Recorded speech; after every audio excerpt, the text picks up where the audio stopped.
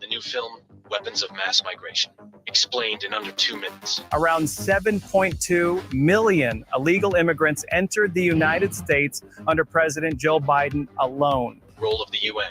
To what extent is the United Nations facilitating the border crisis? Under the Biden administration, nearly $1.3 billion was given to the UN assisting migrants in 2023. Role of the NGOs. How much power do the NGOs operating alongside the United Nations have in these countries? For these NGOs and the cartels, it is a business. The China threat.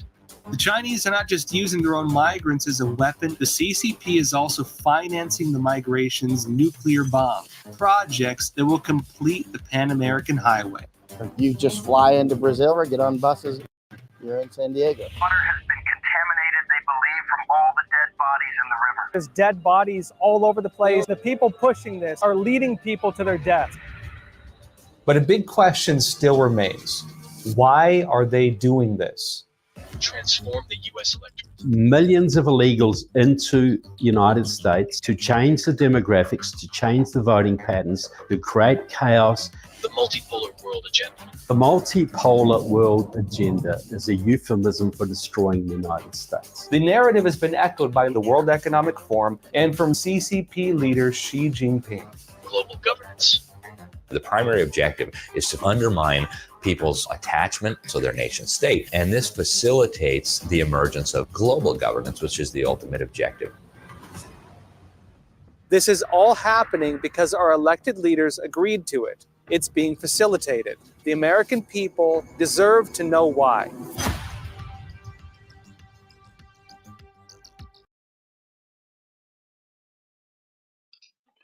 How we doing, folks? Hope y'all are having a good night. Pretty cool video. Found that about 10 minutes before we came on here, so thought we'd start with that. Hope y'all are having a good night. Kind of switch things up here a little bit because it was very interesting. Most of you probably saw Rex Murphy passed today, but I got looking into some of his stuff there today because of that. I found something pretty interesting. We'll watch this first here. It's only 3 minutes long. This is from, what was it, 12 years ago. So 4 years before Trudeau was president. Justin Trudeau might want to recall he's a member of a much wounded third party. His recent addled musings betray a much more entitled vision, with the Tories as evil usurpers and Harper as a bogeyman worse even than the horror of separatism itself. So when Justin speaks of looking at Canada in its current state and not seeing his liberal values looking back at him, though why his should have such supremacy is oddly troubling, he shouldn't blame Stephen Harper so much as the battered, rejected hulk the Liberal Party has become. The great red machine has become the Costa Concordia of Canadian politics. Further, when he goes on incontinently about the nightmare, I quote, of Stephen Harper's Canada, banning abortion and same-sex marriage and 10,000 other things, unquote, it's worth asking, what movie is playing when only Justin is in the theater? Finally, when he puts that in the context of, quote, he always says, at a certain point I believe that Canada was really the Canada of Stephen Harper, maybe I would think about making Quebec a country, end quote. When we hear Justin Trudeau telling us when separatism is an option, I think we've left movie land altogether, and Canadians are the spectators of an eerily private drama in which Justin Trudeau is the author, the actor, and the audience. There's a deep sense of special privilege and self-righteous fantasy playing through these remarks. Essentially, he's saying, if Canada doesn't conform to me and my values, why then Canada must be wrong or have been taken over by evil Harper forces. It really is difficult to believe the son of Pierre Trudeau, who saw separatism as an absolute anathema, who fought it with every nerve and despised it, that the son could find himself, even in a rhetorical feint, offering separatism as solace or escape. In feeble extenuation, he suggested he has to say things in a bizarre, strange, or provocative manner to get people to pay attention. Please, Justin Trudeau twirling his pirate's mustache gets more attention than Johnny Depp twirling his. Brad Pitt eloping with Kate Middleton might knock him off the front page, but only if Paris Hilton was giving the bride away. This country's celebrity politician has the people's attention whenever he wants it. Two things. Canada is not Stephen Harper's Tamal. Canada is bigger, stronger, and deeper than Stephen Harper. And here's a shock. It's bigger and stronger than Justin Trudeau as well. Bigger than all the politicians. Secondly, and perhaps more to the point for the camera-caressing Justin, Canada is not your mirror. It's not meant to match the face looking into it. If, as you say you do, you look at Canada and you do not see yourself in the values reflected there, then maybe the fault is not the mirror, but in the hand that's holding it. It is pure hubris to believe your values are the litmus of everyone else's nationhood. Finally, no one's accusing Justin Trudeau in his first or third person of being a separatist, except, well, carelessly, Justin Trudeau himself. For The National, I'm Rex Murphy.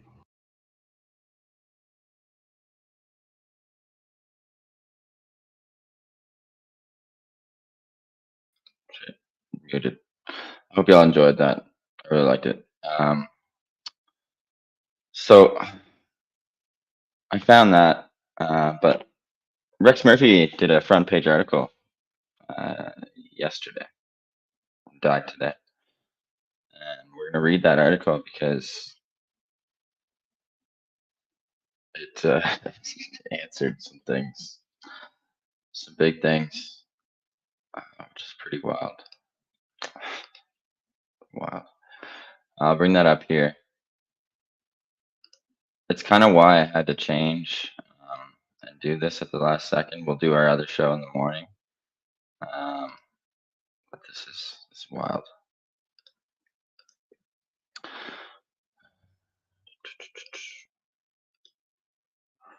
All right. It's about Trudeau on October 7th. I don't know if anybody remembers when I went live on October 7th. And I don't want to say begged, because I didn't beg, but pretty much pleaded with people to not pick a side in this war, and that if they did, they would regret it down the road.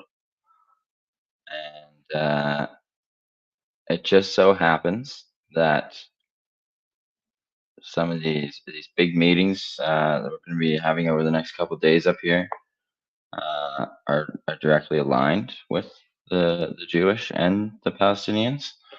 And then for him to do this yesterday too, it's just funny how things work here. So Rex Murphy, Trudeau faced an essential moral test after October 7th. He failed it.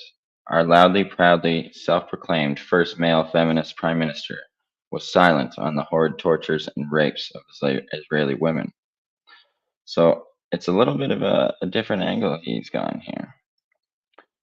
On October 7th, a cowardly medieval murder cult, Hamas, took the lives of over 1,200 Jews without warning at a music festival, chased, toyed with, beating every Jew they could find, hunted them down, tormented them, raped them, shot them.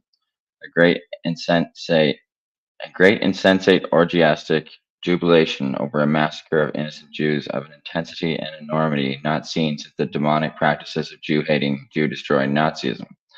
The greatest puncture in that useless lying balloon of never again since the failed slogan was first muttered. Jews massacred in their homeland. Jews killed again. Article content. Oh shit. My bad. Speed reader. If anybody uses Brave, they know what that is.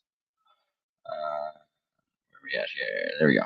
Hamas is in a squalid tradition. There's a lot of Himmler in Hamas. There was also the deep cruelty, the sadism of taking hostages, ripping families asunder if they did not kill them, scooping up babies, young children, keeping a special eye out for pretty girls, dragging over 250 innocent people of all ages to Hamas's web of dirt tunnels. How could a man look into the eyes of a 10-month-old infant and sunder him from his family? How could men rape and beat so many female hostages? October 7th was an enormity, I say again, on a historical scale. Where an equivalent atrocity to have fallen on Muslims somewhere in the West, this world of ours would be spinning into the sun on the strength of universal and ferocious denunciations. But hey, this was Israel. Those killed, raped, and kidnapped were Jews, Jews who lived in Israel. So this runs on a totally different moral and political plateau. The ambush of unarmed civilians on that October 7th demanded and still demands a clarion statement from our leaders of totally unambiguous support for Israel, a visit to relations of those killed, and those still hoping for release of their family members held hostage. Where has Justin Trudeau been? Where's the utter denunciation of Hamas and those complicit with Hamas in mass murder, mass rape, and mass kidnapping? Where's Mr. Trudeau's message to the green flag flying activists that Israel is not genocidal? An accusation ludicrous, lying, and insolent at the same time.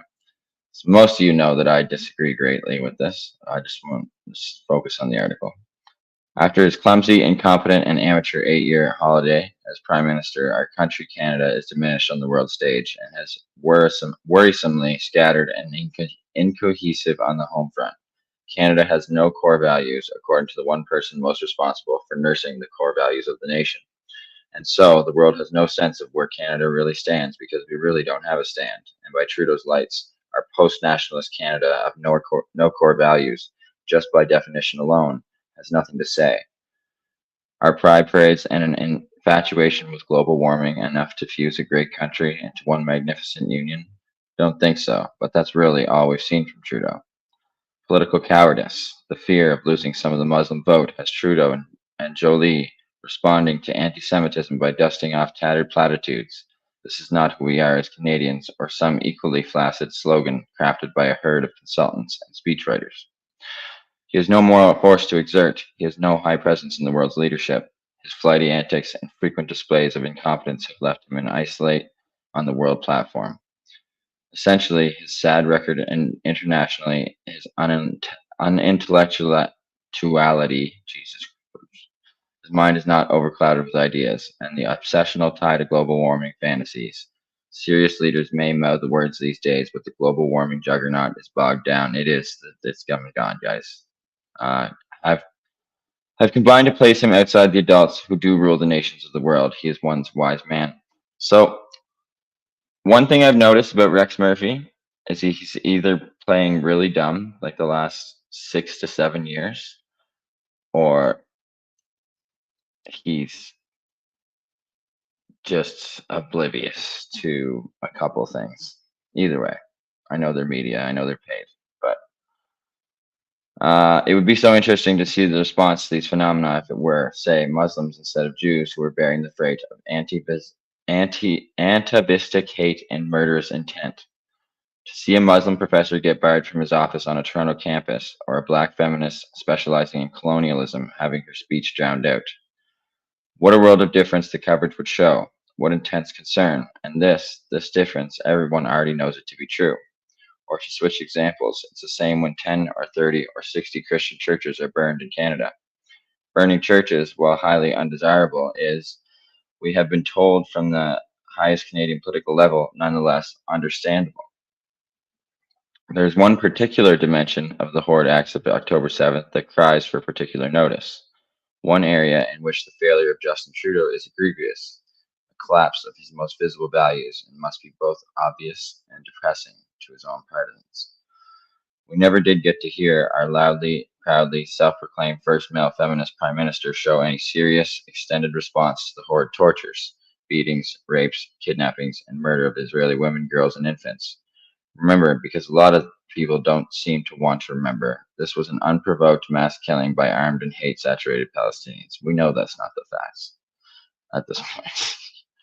As the records and films show, they took special and malignant pleasure from the horrors, rape, and murder of Jewish women. Women as children, teenagers, parents, and elderly. Hamas loves to hate women. What my male feminist PM kept you from taking the podium in your blackest denunciation mode? Where most progressive, all progressive PMs, was your soul-tormented outcry that women and girls were being raped and beaten, their dead and mutilated bodies put on exhibit to cheering Palestinians, and for the girls kidnapped to serve as hostages and sexual relief for the criminals of Hamas? This was sexism at the murder and torture level. This was feminism, Hamas style. All of which comes to the sad point that our own universities and streets are now venues of the vilest anti-Semitism. Jews in Canada are, and rightly are, fearful. Where are the assurances, explicitly stated and backed by every state authority, that anti-Semitism will, when applicable, be punished, or at the very least, those who practice it, be placed in ostracism and scorned?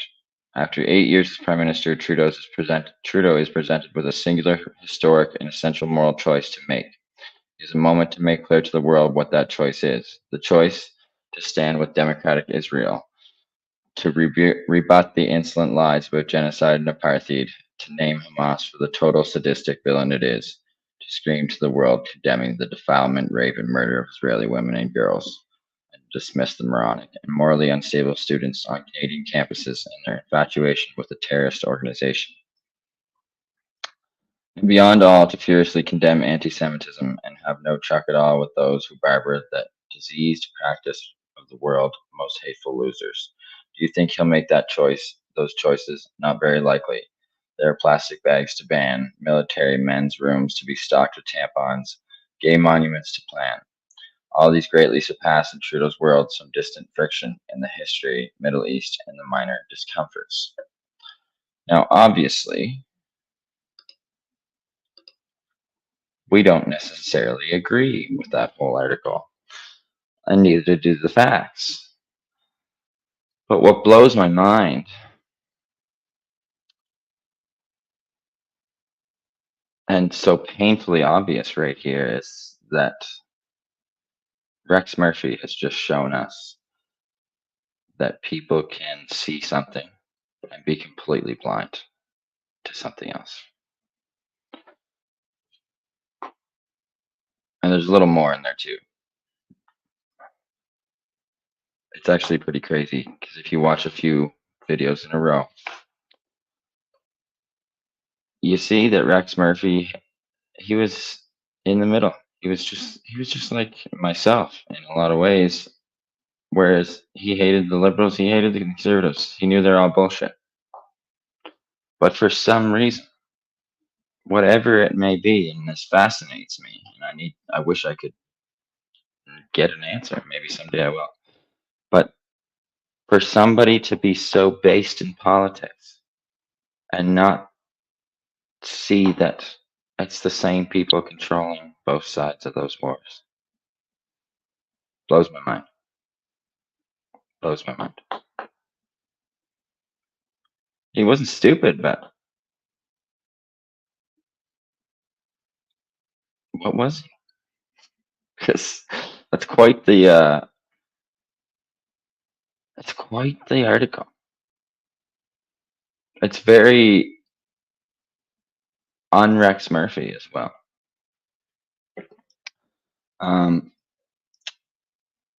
There's a lot going on, as we've been saying. It's gonna be a busy couple of days. I'm not gonna be posting as much, but we are gonna do the live in the morning. I'll probably be kind of business as usual until tomorrow night,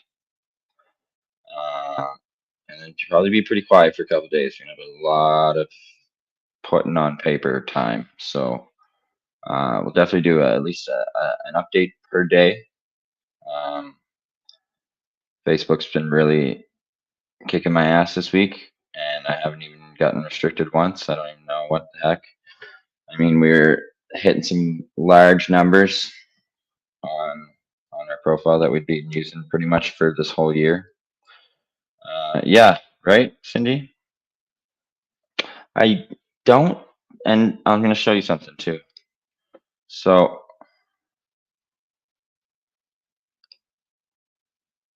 let's bring that back here for a sec. Let's bring that back here for a sec. See at the bottom? It just says National Post. It doesn't say Rex Murphy. Very weird, eh? Very weird. Something to think about. Just what I need. But no, I actually I got quite a bit out of watching his old videos on the Trudeau project today, because he brings up Trudeau and Will and Kate a lot. A lot.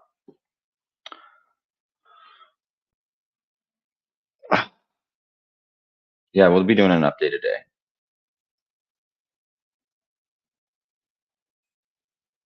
Prepare yourselves, folks. I'm feeling there is a bit of a shutdown coming. I think I'm going to leave you with that because I got something big in my mind here and I don't want to lose it. But I'll leave you with something big just because we're leaving early tonight. What if Kate? You know the AI is finding all these like half an arm and stuff in these Kate videos because Kate's been missing or has cancer. Kate's in Hawaii. Guaranteed. I'll tell you more soon. Bye.